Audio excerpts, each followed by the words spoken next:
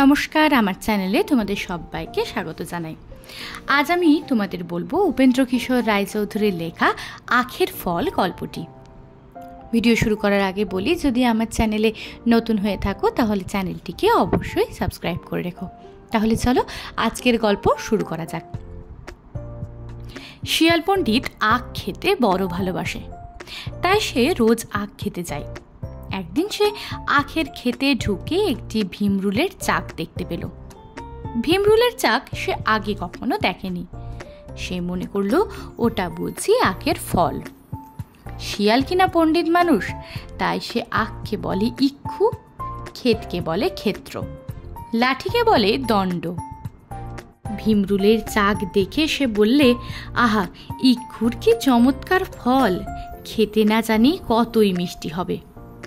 এই মনে করে যেই সে ভীমরুলের চাক খেতে গিয়েছে, অমনি সব ভীমরুল বেরিয়ে কি মজাটাই তাকে দেখাতে লাগলো।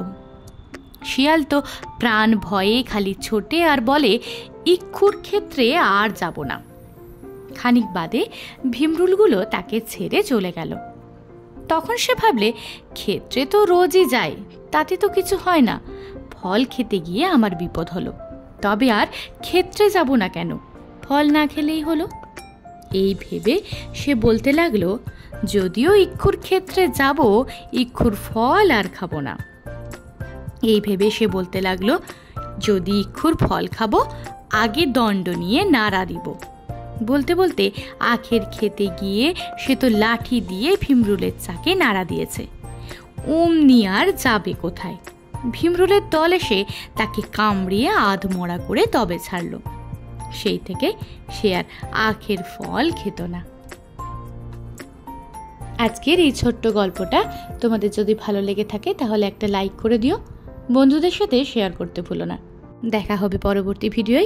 আজকের জন্য টাটা।